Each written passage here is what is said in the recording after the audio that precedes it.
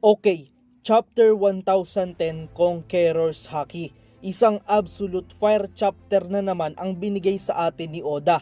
Every release sobrang tindi ng mga pinapakita sa atin bawat bagong chapter. Every chapter hindi pumapalya yung pagtindi ng bawat revelations o revelations nga ba, lalo na ngayon sa chapter 1010. Anyway, yung chapter na ito ay pinupunto lamang ang qualities ng isang hari. And syempre isang all-out bakbakan. Pero bago tayo magsimula nagpapasalamat muna ako sa mga patuloy na sumusuporta sa ating channel. Dahil ngayon ay na-reach na natin yung 50,000 subscribers. Hindi lang din ako makapaniwala kahit na tumigil ako sa pag-upload minsan kahit paputol-putol ay mayroon pa ding mga tumatangkilik sa aking channel. Kaya maraming salamat sa mga patuloy na tumatangkilik and yung mga OG supporters ng channel. Maraming salamat din sa mga bago at sa mga dadating pang viewers ng channel ko. At special thanks sa ating channel member na si Miss Athena J. Sasuke. Shoutout po and salamat sa pagsuporta sa channel. So wag na nating patagalin, simulan na natin yung chapter review.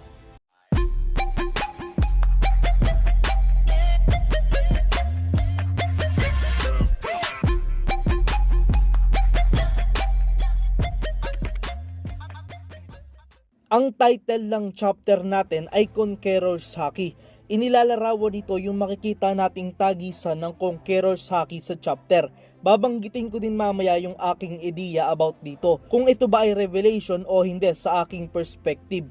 Pero sa cover page, dito ay isang cover page request ulit kung saan makikita natin si Pudding na naglalagay ng mga eye drops. Kasama yung ilang mga homies na nakilala natin sa Whole Cake Island arc. So far, wala akong maisip na kung anong out of this world opinions or theory sa chapter cover na ito.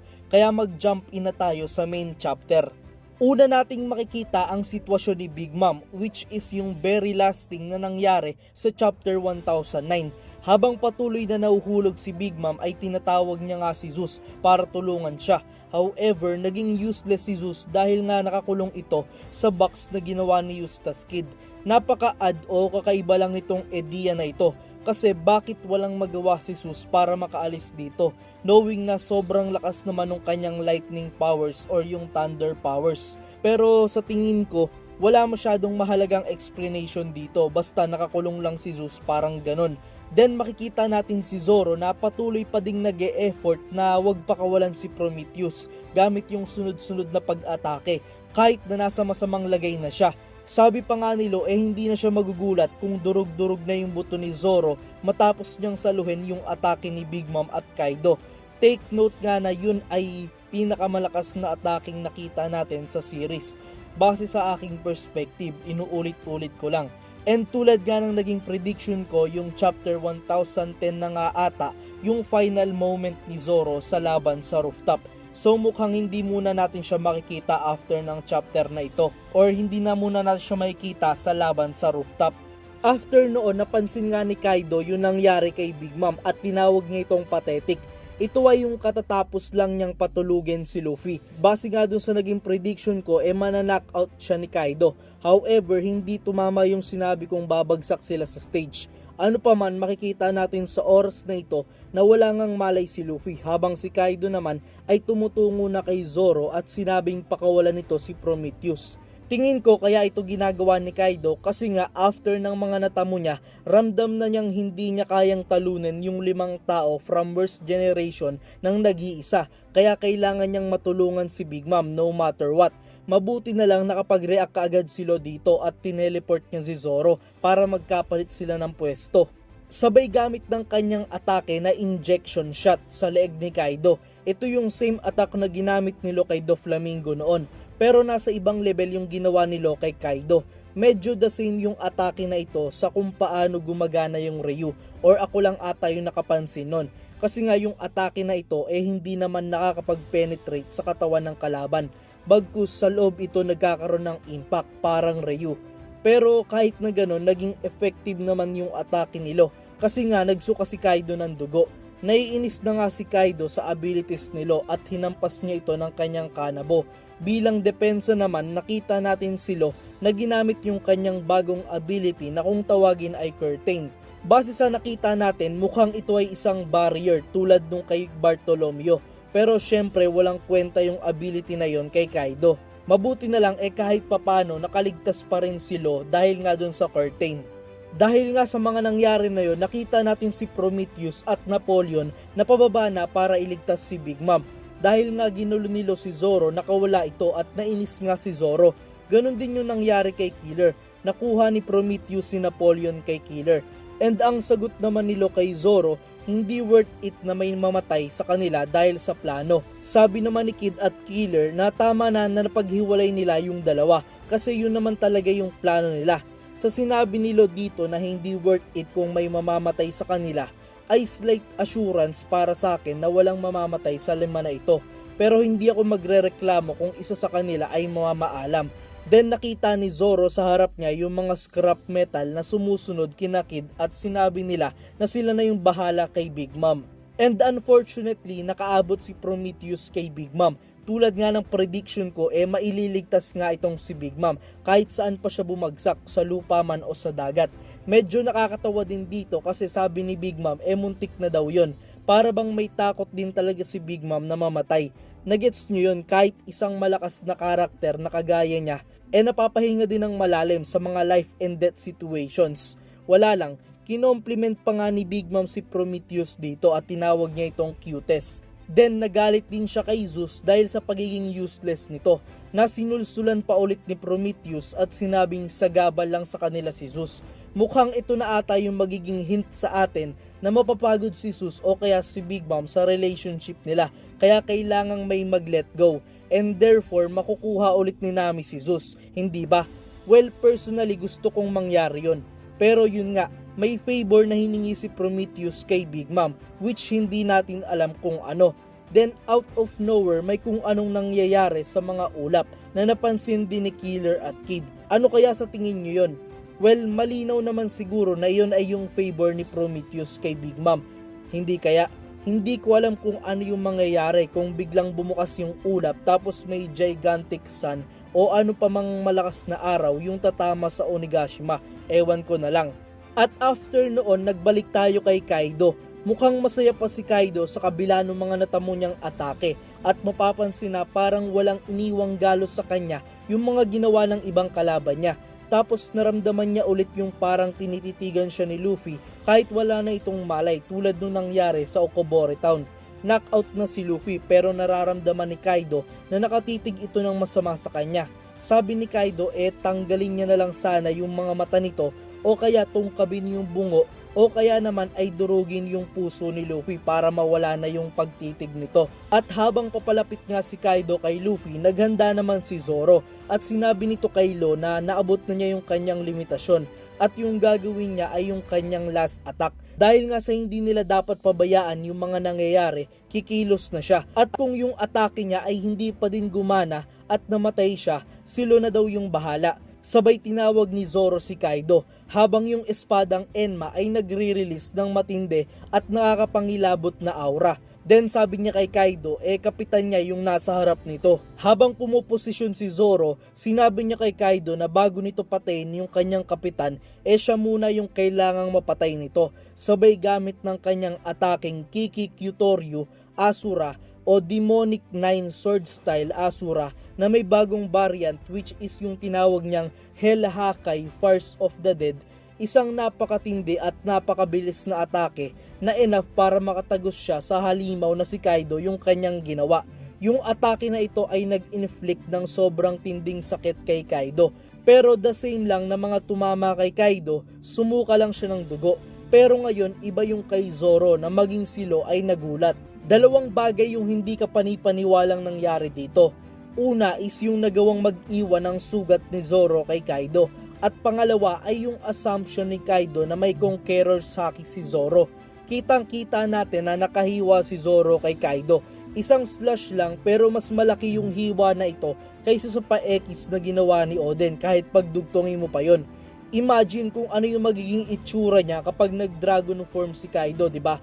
Pero yun nga, inakala ni Kaido na may Conqueror's Haki si Zoro pero mismong si Zoro ay hindi naman alam at maintindihan yung tinutukoy ni Kaido. Ibig sabihin lang walang Conqueror's Haki si Zoro. Yun yung alam niya. Sinabi ni Zoro na yun ay lahat ng kanyang lakas na binuhos niya sa pagbabakasakaling mapatay niya si Kaido. Tingin nyo, revelation ba ito? Well, para sa akin, hindi na masyado. Simula pa noon ay may mga instances na kung saan nagpakita ng overwhelming ability si Zoro before and after time skip. Ilan lang dito ay noong battle niya kay Kaku, yung part na ito sa Sabaudi Archipelago at noong nagharap sila ni Monet. Mayroon something kay Zoro na malademonyong aura which is enough para ma-overwhelm niya yung kalaban sa kanyang titig at stance lang. Hindi pa ni-reveal kung ito ba ay kapareho ng Conqueror's Haki or ito ay mismong Conqueror's Haki. Kaya para sa akin, hindi na bago yung ginawa ni Zoro dito. Ang matindi lang ay yung fact na naparamdam niya ito sa isang emperor, which is considered as the strongest creature in the world during this time. Pero yun nga, nainis na din talaga si Kaido sa kanilang dalawa at binalak niyang tapusin yung mga ito. Sinubukan pang iligtas nilo si Zoro pero naunahan siya ni Kaido at gamit yung Thunder Bagwa niya, hinampas niya si Law at Zoro in just one sweep ng sabay. Isang hampas nagtagusan sa dalawa yung atake. Ito yung same attack na ginamit ni Kaido kay Luffy noon kung saan nawala ng malay si Luffy. However, dito conscious pa din yung dalawa. Paano nangyari yon? Well, basic lang kasi nung kay Luffy, siya lang talaga yung focus nung atake. So yung buong lakas nabuhos lahat sa kanya. While ngayon naman, dalawa yung nakareceive nung blow. So naghati yung impact ng Thunder Bagwa. Kahit si Zoro na sobrang injured ay hindi naman tuluyang namatay dahil sa atake na ito ni Kaido. Pero yun nga, sinabi ni Kaido sa kanila na nakakalungkot lang dahil kung sumali na lang sana sila sa kanyang crew, masasakop nilang sama-sama yung buong mundo. Pero sa likod ay may biglang nagsalita, which is si Luffy, na after ng madaming pahina ay nagising din kaagad. Sinabi niya na as if namang sasali sila kay Kaido na isang idiot dahil ang mga samurai ang kakampi nila at kaibigan nila at hindi siya. Sabay sabing, I'm gonna send you flying, Kaido. Then nag-flashback tayo kung saan naalala niya yung sinabi ni Yogoro about sa pag-coat ng haki sa kanyang katawan para mawasak nito yung kalaban sa kaloob-looban nito. Kailangang hindi pigilan yung daloy ng haki at ito ay paagusin lang sa kanyang kamao. Na-realize ni Luffy na lahat ng atake niya ay hindi kagaya nung sinasabi ni Yogoro dahil sinabi ni Yogoro na magbo-boom lang yung kapangyarihan na ito sa kalagitnaan ng kapahamakan. Sinabi ni Luffy na naiintindihan na niya ngayon yung gagawin matapos lumapat yung kanabo ni Kaido sa kanya. Sabay tanong kay Kaido na kaya niyang balutin yung kanyang sarili gamit yung Conqueror's Haki. Tumawa lang si Kaido dito at sinabi niya na habang hahampasin si Luffy ay iilan lang yung taong makapangyarihan ang nakakagawa noon. At yun yung huling beses nitong matatakasan yung kamatayan. Bali wait, bago tayo pumunta sa bakbakan na part, gusto ko lang banggitin yung regarding sa Ryu. Ito yung matinding revelation para sa akin about sa Conqueror's Haki, na yung pagbalot ng coating sa katawan ng user ay dahil sa Conquerors at hindi sa armament. Hindi ako sure pero yun yung sinasabi dito. Ang alam natin, yung Ryu ay isang advanced armament haki. Pero it turned out na yung coating na iyon ay dahil sa Conqueror's Haki. Well, yun yung matinding revelation. Ibig sabihin, tatawagin natin itong advanced Conqueror's Haki, hindi ba? Pero yun nga, kasabay nung paghampas ni Kaido kay Luffy, ay mabilis na umiwas dito si Luffy at pinigilan yung hampas ni Kaido gamit lang yung kanyang paa. Makikita na hindi naglalapat yung kanyang paa at yung kanabo, tulad nung paghaharap ni Whitebeard at Roger. Dito din natin malalaman na nag-improve talaga si Luffy. Bakit? Kasi una, hindi niya ma-perfect sa kanyang kamao lang yung pag-flow nung haki. Pero ngayon, pati yung kanyang mga paa at kaya na niyang lagyan ng haki coating. Kaya ibig sabihin, every parts ng kanyang katawan kaya niyang lagyan. Then sinuntok niya si Kaido ng napakalakas nang hindi lumalapat sa katawan nito. Hindi makakilos si Kaido ng maayos at mabilis, kaya nung pagyuko niya, sinalubong kaagad ito ng kamao ni Luffy na nagresulta sa napaka-savage na uppercut na hindi lumalapat yung kamao. Dito nga ay tuluyang napalipad ni Luffy si Kaido sa ere at bumagsak ito sa ground. Gulat na gulat si Law sa nakita niya dahil nga hindi lumalapat yung mga atake ni Luffy. Pero nabugbog nito si Kaido. Sabay sabi ni Luffy kay Law na dalhin niya na si Zoro sa baba at salamat sa pag-cover sa kanya. Iwan na nila si Kaido sa kanya dahil kahit anong mangyari ay tatalunin niya ito at sabihin ni Law sa mga tao sa ibaba na siya na yung bahala. At yun na nga yung pinakahuling nangyari sa chapter 1010. So thoughts ko lang about sa chapter. I think hindi ko napapahabain yung opinion ko dahil sobrang haba na rin ng video na ito. Ano pa man, sobrang solid nung chapter. Like every week sobrang solid yung nire-release ni Oda. Pero ngayong week ay break so walang chapter. Kaya antay-antay muna tayo at discuss ng mga thoughts and predictions. Kayo, ano yung pakiramdam nyo sa chapter na ito? I-share nyo naman yan sa comment section. Maraming salamat sa panonood mga kapirata. Paalam!